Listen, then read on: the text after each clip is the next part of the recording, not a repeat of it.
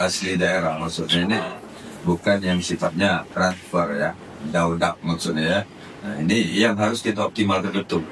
Sehingga ini memang benar-benar apa yang menjadi potensi yang ada di kita ini dapat kita ambil ya, menjadi sumber pendapatan kita dan kita realisasikan.